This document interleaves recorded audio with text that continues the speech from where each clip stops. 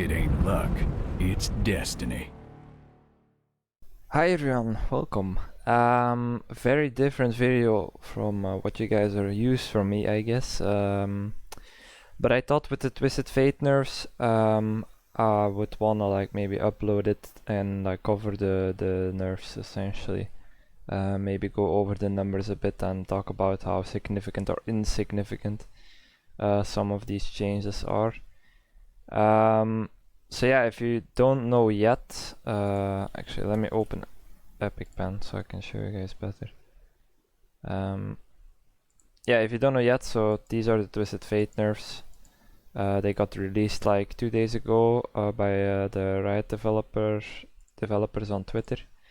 So these are not live yet, but they are hitting next patch essentially, and they're probably not changing this. They Riot rarely like changes things when they put it out like that, unless it's like unless it gets a lot of backlash essentially from the community. But I don't think enough people are speaking up right now, so this is just gonna go through essentially, which isn't necessarily bad. I think Twisted Fate has been like decently strong for a while now. OP is maybe something else. I don't think TF is OP. He's for sure OP in competitive, but for solo queue I don't think he really is. I think he's relatively balanced. I mean, he has been hovering 50% win rate for a while now, for a really long time actually. I don't think TF has ever dropped below like 48% win rate. I don't think he's ever went above 52% win rate. So in a way, TF has been quite a balanced champion, I would say, for solo queue. But yeah, with these nerfs, it might change things a bit. So let's cover the numbers. So essentially for his Q, they changed the base damage. It's down quite significantly. You might say, right, like in early game this doesn't really matter, which I guess it doesn't, but the problem is that you max this spell first, so you're getting to this number quite fast. At level 9 you're looking at these ones.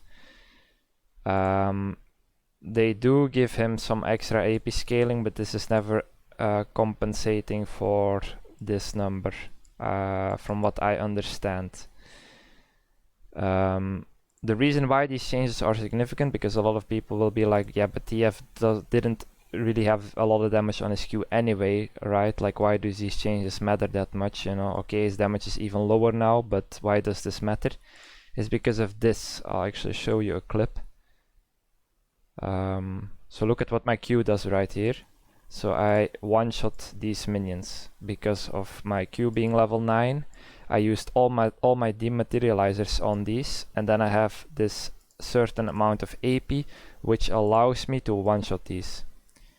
If these changes go through, which they will, this won't be possible anymore, I think, at least from what I understand, or you would have to have like 10 Dark Seal stacks and like an insane amount of eyeball collection stacks.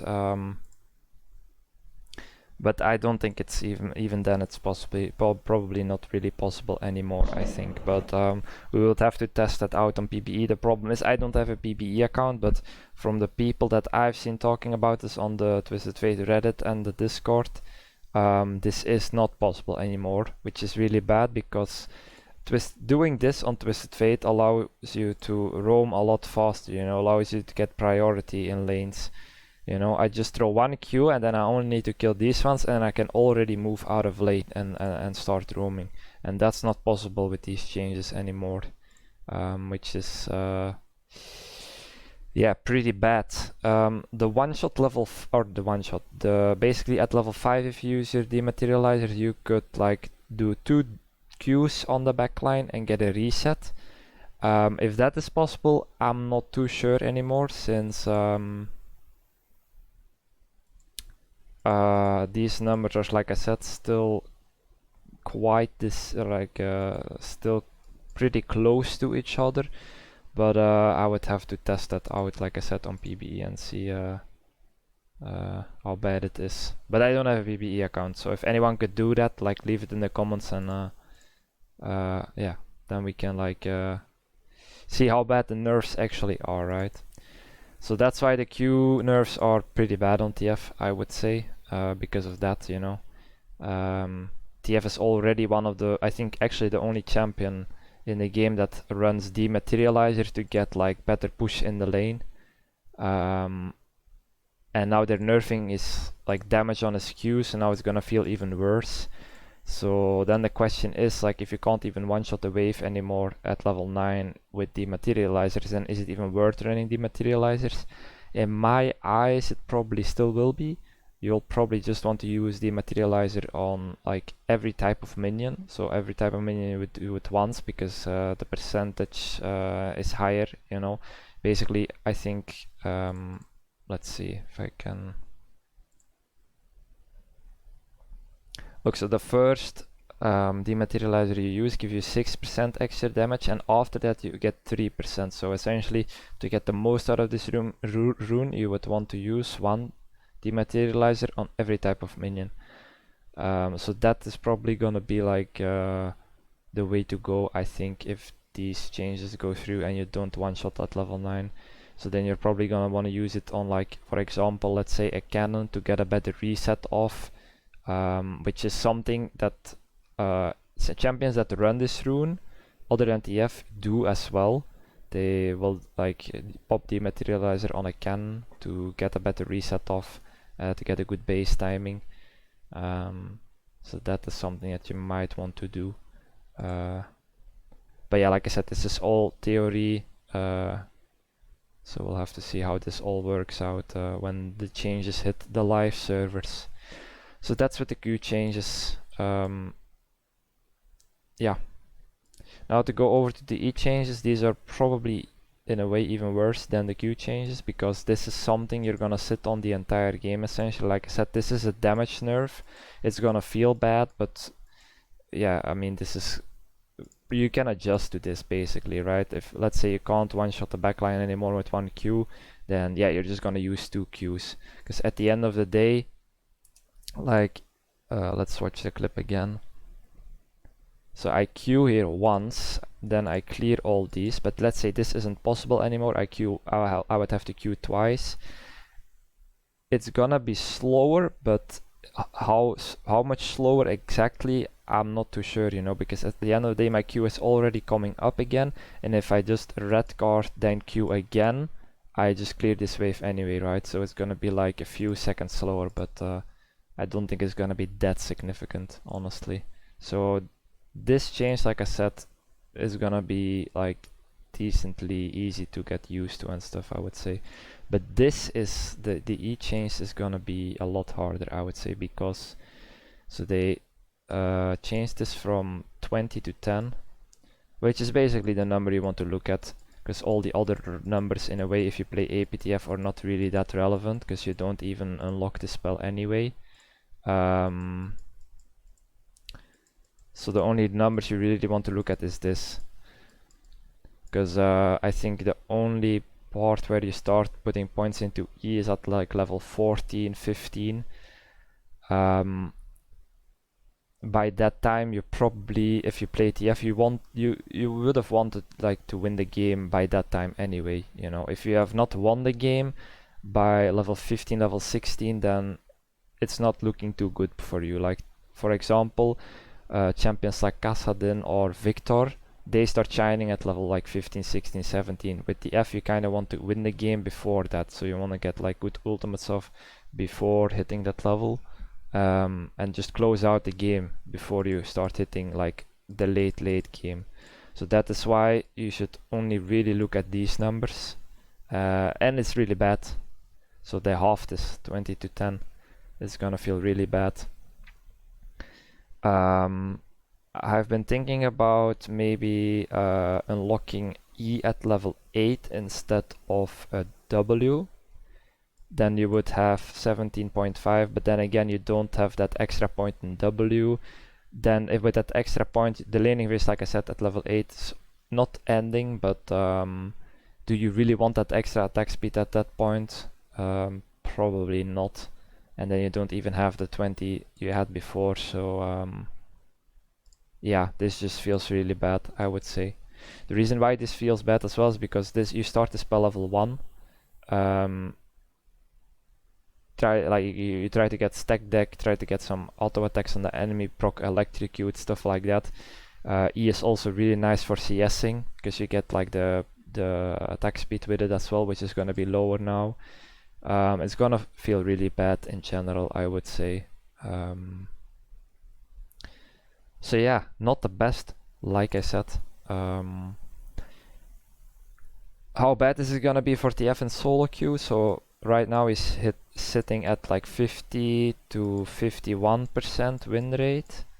I think after these changes, there's a good chance that it's gonna drop to like 47, maybe even 46. So yeah, because TF's laning is already pretty shit, and now that they do this, you know, his laning is gonna be shit at level 1 as well, which is where if you play TF into like melee matchups, you would have a window to maybe punish or get like agency over the lane. And with these changes, it's gonna be a bit harder. So yeah, there's a good chance that this win rate is gonna drop significantly. Okay, so let's move on to the next thing I wanted to talk about, which is why did they nerf TF in the first place? Because a lot of people are talking about this as well. They're like, TF is like not the best champion for solo queue. He has really low damage. You know, why would they nerf him in the first place? And the reason for that is this. So this is a website that tracks basically all competitive games. Now, if you don't know, TF has been pick or ban in competitive for quite a long time now. As you can see, second highest in LCK after Renekton, and then the highest banned champion in LEC. I don't have LCS. I mean, we could go over every single like league in the world, but it would all be the same. I just take LEC and LCK as an example, essentially. But yeah, so TF is a really high ban rate and a really high pick rate. Now, why is this? Because, like we talked about earlier, TF doesn't really have a lot of like winning lanes or winning matchups. People don't pick TF in competitive because of his damage. They pick TF in competitive because of his kit and because he allows to set up his team for success. The reason why TF is picked so often is because of this.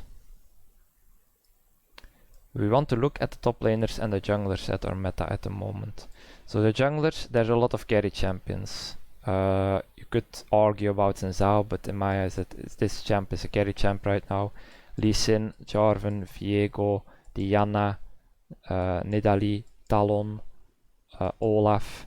These are all carry champions. Carry champions like this want a champion in the mid lane that can set them up, basically play for them, which TF is the perfect champion for. There is no other mid laner really that can provide what TF provides, other than maybe Galio, but Galio has been nerfed quite a bit as well. Galio also is a melee character. His lane pushing isn't the best, so TF is just a lot better at Galio's job in my eyes. So that is why TF is picked, basically to set up his junglers. And the same goes for top lane. So there's a lot of bruisers and carry champions top lane that are meta in competitive right now. Tryndamere, Gwen, Graves, Gnar, Camille, Chase, Akali. These are all champions that work really well with TF, because TF can basically, when these champions in the mid game like start split pushing, TF is a perfect champion to shadow them and again set them up for success. So that is why TF is picked a lot in competitive. These were like LCK, but we can look at LEC and it will be the same thing. Zhao, Lee Sin, Viego, Diana, Trundle, Kiana, and then top lane is the same story.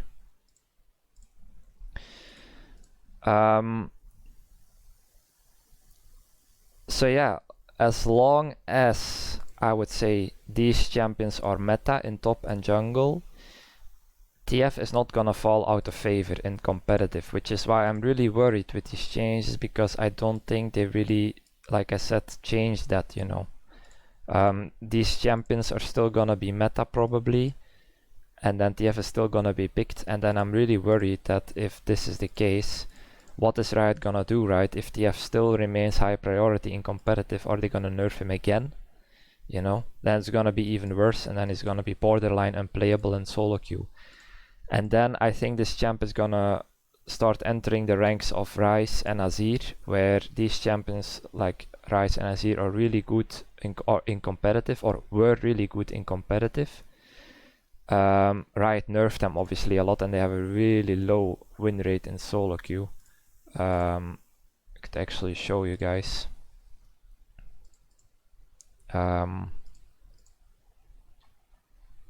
You see, so Azir is here, Ryze is here. These champions have really, like, I mean, Azir is decently fine right now, I guess, but in general, these champions have a pretty bad success rate in solo queue, whereas they are pretty good in competitive because of their skill gap.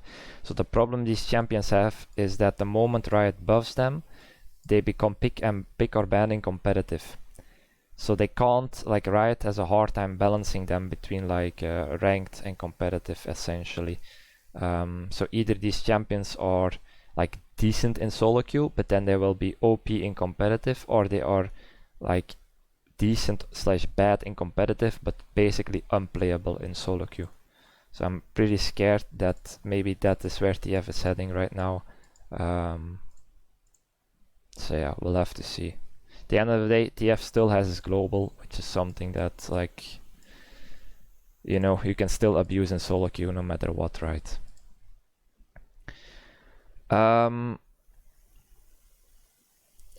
Also, something else I wanted to maybe point out as well is that, you know, we talked about the reason why this champ is viable and competitive and a good pick. I don't see why this meta we have right now with like carry jungle and bruiser / split push top is gonna change anytime soon, because Riot right now seems to really like to put assassins like Talon, Diana, Kiana as well in the jungle. As long as, like I said, these champions are meta in the jungle, TF is gonna be a good pick for mid, because he's the perfect champion to set up for these types of picks. So I'm not too sure, you know. Riot is altering TF's stats, but I don't think TF, his stats are the reason why he is picked in competitive. He's picked in competitive because of different things than his stats. Basically the jungle and the top lane champions that are meta right now.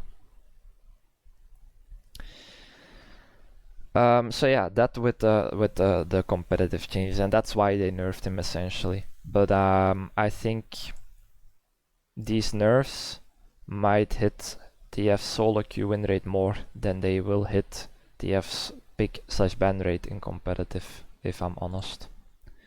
So yeah, but we'll have to see where it goes with this. I've been wrong in the past as well. Riot, you know, they'll do good and bad changes, but let's not try to crucify the entire balance team on this, right? Let's see how the changes pan out after the patch hits. Now you might ask, now what, right? So these nerfs are gonna hit. What do we do? Is he still viable? How hard is his win rate gonna drop? Like I said, we talked about this. I'm guessing like it's gonna be 47% or something. He's still gonna be viable, but you're probably not gonna wanna blind pick him, which was already quite hard. But I think if you're really proficient on TF, you can blind pick him, which I like still do to this day. I'll in some cases blind pick the champion, and I'll like manage in really bad matchups as well.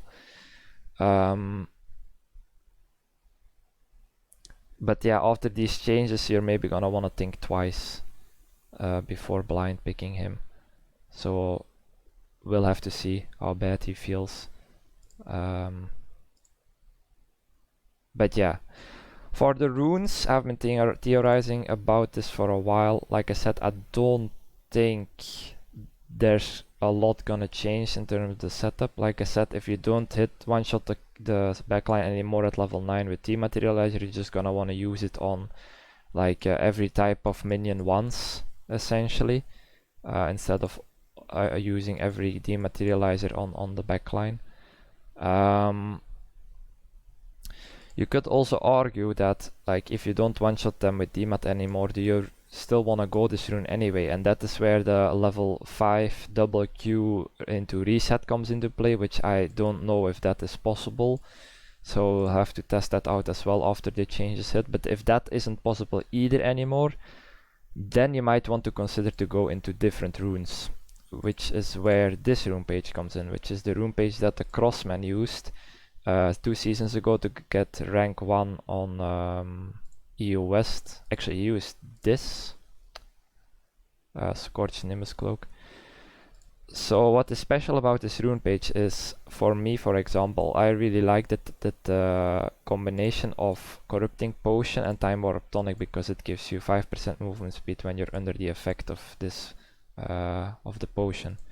The Crossman makes up for this by going Relentless, and he also buys Boots of Swiftness instead of all the other boots. So he basically goes Boots of Swiftness every game, and he just roams around the map, which is a really good playstyle for solo queue. Essentially, you just, you know, push in your wave and then you roam.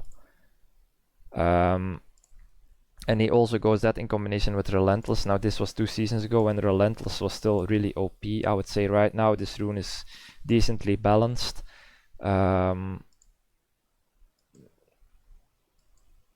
So yeah, you could maybe swap this with this as well.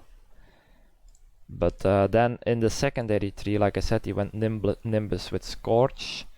Nimbus also got nerfed, so you don't really want to go that rune anymore either. So you could probably go Celerity or Absolute Focus, or even Transcendus or Mana Flow. You know, all these runes work. The only two runes that I won't go is this and this. Other than that, you could probably go anything in this tree, except for maybe this. I wouldn't go this either, because this scales, and like I said with the F, you kind of want to end the game before it starts heading to late game. So I would probably prefer going like Water Walking, Celerity, something like this. Maybe if you want some mana, you can go Mana Flow Band as well. You could basically like decide what you want here. Another thing the Crossman ran as well, which is he didn't go attack speed, which is something that basically you go on every mage right now. This has been like popping up. I think this popped up like 2 or 3 seasons ago, where high rank mage players started doing this. They basically, instead of going offense 3 ability power, they went into attack speed for like easier farming and stuff. In my eyes, if you swap these, the attack speed as well with offense 3 and these changes it, you're gonna have, obviously you're gonna have 20% attack speed less, which is really significant, and it's gonna make it a lot harder to last it essentially. So I'm not sure if you want to do that either. So that's something, like I said, we will have to test out and see how the changes go. But from what I can see right now, I don't see why this page would change. I think I'm probably still gonna run it. So yeah, but like I said, if the dematerializer changes and the Q nerfs are like really bad, then I might consider like changing up my page and going this setup. And then obviously you wouldn't start Corrupting Potion, then you would start Doran's Ring and 2 potions. But yeah, we'll have to test that out when the changes hit.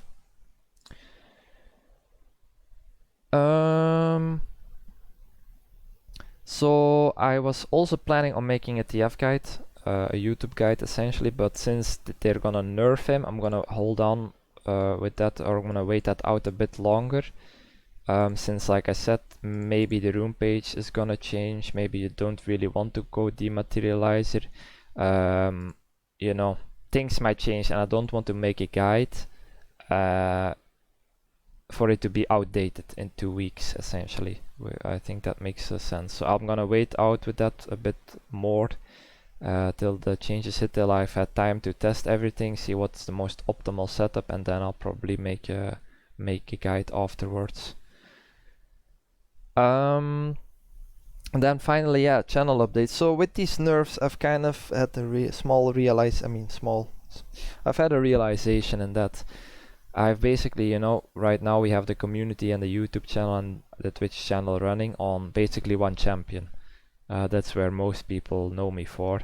I don't think this is necessarily a bad thing, but with these changes as well, I've started to realize is, let's say, you know, TF starts becoming really bad for solo queue and I can't really pick him anymore every game, or I could, but then I would probably drop in MMR quite a bit and drop in elo, which I don't really want. Still want to maintain high MMR. So I think there's not really any other option if these nerfs are significant for me to like start playing different champions as well, which I hope you guys don't mind too much. But I'll probably still keep uploading TF gameplay and TF coaching sessions for sure. I'm not dropping the champion completely, but I might want to expand my champion pool a bit more so that I have more options when I'm playing solo queue. So yeah, that's my general thoughts on the changes. To kind of summarize, I think they're quite significant. I don't think they touch at all actually what why you know, Riot wants to nerf TF for competitive, but I don't think with these changes he's gonna lose like big ban priority, or I would have to be missing something completely, you know. But we'll have to see. Maybe we'll lose priority in competitive. Who knows, you know. Like I said, let's not let's give Riot the benefit of the doubt, you know. We'll see what happens. So yeah, that's that. I'm not gonna make the video too long. If you guys have any input or thoughts or something, you can leave them down in the comments and I'll like read every comment. And yeah, don't be too sad, because I feel like a lot of people are frustrated and sad with the nerfs. I'll find a way to make this champion work again. We'll make it happen, you know, don't worry. Okay guys, thanks for watching. Hope you enjoyed, hope you learned something. Like I said, if you have input, leave it down in the comments, and then I will see you guys next time. Bye.